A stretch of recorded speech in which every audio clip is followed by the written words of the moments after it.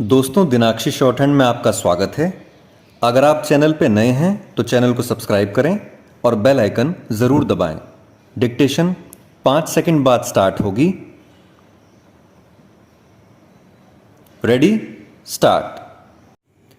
महोदय, सूर्य से प्राप्त होने वाली ऊर्जा विज्ञान का विषय है, परंतु आज ऊर्जा संसाधनों का जो संकट हमारे सामने उपस्थित है, उसको देखते हुए हमारी आशाएं सूर्य और उससे मिलने वाली ऊर्जा पर टिकी हैं। यूं यह विषय सामान्य हित का है और उसमें हमारी समान अभिरुचि भी दीख पड़ती है। अतः इस पाठ में सौर ऊर्जा की संकल्पना और उसकी उपयोगिता पर स्फुट विचार अर्ध तकनीकी भाषा में यहाँ प्रस्तुत है। ऊर्जा संसार के प्राणियों के जीवित रहने और दैनिक कार्यों के लिए परम आवश्यक है। पेड़ पौधे सूर्य से ऊर्जा ग्रहण करते हैं। सूर्य से प्राप्त होने वाली ऊर्जा को ही सौर ऊर्जा कहते हैं। समस्त स्रोतों से ऊर्जा प्राप्त करते हैं। ऊर्जा के बिना ना तो जीवन संभव है और ना ही कोई कार्य हो सकता है। इसीलिए मानव प्राचीन युग से लेकर आज तक ऊर्जा प्राप्ति के लिए अनेक स्रोतों और प्रक्रियाओं को खोजता रहा है। ऊर्जा जिन साधनों से प्राप्त होती रही है, उन्हें हम ऊर्जा प्राप्ति के पारंपरिक स्रोत कहते हैं।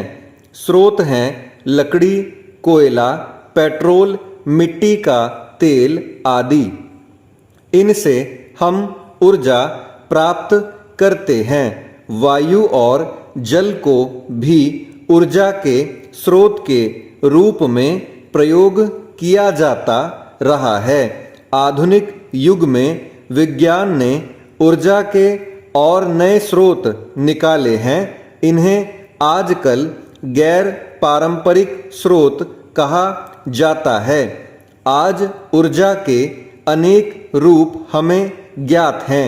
ईंधन वाली ऊर्जा, पवन ऊर्जा, जल ऊर्जा, जीवाश्मी ऊर्जा या जमीन के नीचे पथराए ईंधन वाली ऊर्जा, गैस ऊर्जा, परमाणु ऊर्जा, तापीय ऊर्जा, भूतापीय ऊर्जा, ज्वार ऊर्जा आदि। चेंज। पारंपरिक स्रोतों से निकलने वाली ऊर्जा की कमी के कारण गैर पारंपरिक स्रोतों की खोज का काम आज बड़ी तेजी से किया जा रहा है। भारत दुनिया का पहला देश है जिसने सन 1950 से ही सौर ऊर्जा का प्रयोग आरंभ किया। सन 1973 में जब पेट्रोल, मिट्टी के तेल आदि पदार्थों का संकट अनेक देशों ने अनुभव किया, तब वैज्ञानिकों ने व्यवहारिक स्तर पर सूर्य को ऊर्जा के प्रमुख स्रोत में स्वीकार किया। भारत सरकार के गैर पारंपरिक ऊर्जा स्रोत विभाग ने एक व्यापक कार्यक्रम बनाया है। वह राज्यों के ऊर्जा विभागों की सहायता से इन कार्यक्रमों और साधनों को अधिक से अधिक लोकप्रिय बनाने का प्रयास कर रहा है। ऊर्जा कार्यक्रमों के अंतर्गत गैर पारंपरिक ऊर्जा स्रोतों के निर्माण और उनके रखरखाव और प्रचार आदि पर बल दिया जाता है। इसके अनुसंधान तथा विकास के लिए उच्चतम तकनीकी ज्ञान तथा प्रशिक्षण को बढ़ावा दिया जाता है। सौर ऊर्जा हमारे अनेक कार्यों में उपयोगी सिद्ध हो सकती है। सौर ऊर्जा से बिजली भी पैदा की जाती है, जिससे घरों में और सड़कों पर प्रकाश होता है। सौर ऊर्जा से solar cooker, solar heater, solar dryer, solar refrigerator इत्यादि का विकास राष्ट्रीय भौतिकी प्रयोगशालाओं में हो रहा है। सोलर कुकर संदूक के आकार का होता है जो धूप वाले दिनों में 2 घंटे में दाल चावल आदि पका सकता है। चेंज महोदय, मांस मछली आदि को भी इससे पकाया जा सकता है। सोलर हीटर सार्वजनिक स्थानों जैसे अस्पताल, होटल, कारखाने आदि में पानी गर्म करने के लिए काम में लाए जाते हैं। सोलर ड्रायर की सहायता से अनाज, तंबाकू, नारियल, इमारती लकड़ियां आदि को सुखाया जाता है। अब तो ऐसे सौर संयंत्रों का विकास किया जा रहा है जिनसे समुद्र जल के खारेपन को दूर किया जा सकता है। सौर ऊर्जा से हमारे दूर दराज के गांव भी अब प्रकाश से जगमगा उठेंगे और गांव भी शहरों की तरह सभी आधुनिक साधनों से संपन्न हो जाएंगे। हम भारतवासी सौभाग्यशाली हैं कि हमारे देश में सौर ऊर्जा 12 महीने सुलभ है। हमें चाहिए कि हम सौर ऊर्जा का भरपूर लाभ उठाएं। इससे न केवल पारंपरिक ऊर्जा की बचत होगी, पेट्रोल, डीजल, मिट्टी का तेल आदि के लिए विदेशों का मुंह नहीं ताकना पड़ेगा, बल्कि विदेशी मुद्रा में भी ज़्यादा बचत हो सकेगी। निसंदेह सौर ऊर्जा की क्रांति से सामान्य व्यक्ति को लाभ मिलेगा और देश चहुमुखी विकास का स्वप्न साकार कर सकेगा। चुनाव के पहले की स्थिति से देश गुजर रहा है। देश का लाखों करोड़ों का खर्च चुनाव पर होता है, चुनाव प्रक्रिया पर होता है।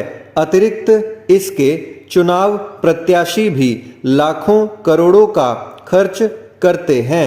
जन जन तक पहुंचने के लिए, जननेता बनने के लिए अशिक्षित जनता भीड़ देखती है, दिखावा देखती है, प्रदर्शन देखती है। फिर कुछ छोटे मोटे लालच भी काम करते हैं और जनता गुमराह हो जाती है। ऐसी स्थिति में चुने गए प्रत्याशियों से भला क्या देश का हित हो सकता है।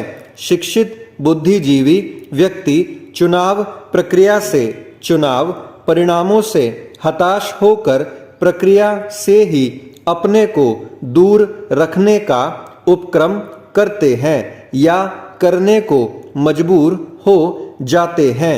लंबी खड़ी कतारों में अपना समय नहीं लगाना चाहते। चेंज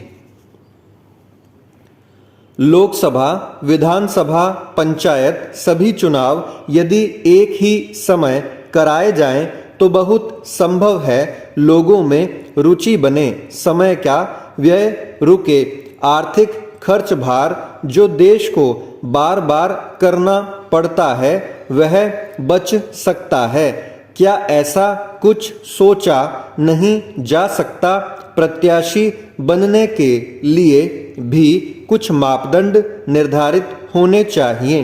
उनको शिक्षित होना चाहिए और चुने जाने के बाद उनके लिए एक आचार संहिता होनी चाहिए।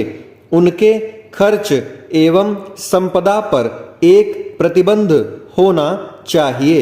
एक गवेषणात्मक दृष्टि होनी चाहिए। समाज का हित चाहने वाले ऐसे चुनिंदा लोगों का जीवन महात्मा गांधी की तरह सरल, स्वच्छ एवं सादगी वाला होना चाहिए। यदि ऐसा होने लगा तो व्यापारिक भावना से आने वाले प्रत्याशी स्वयं हट जाएंगे।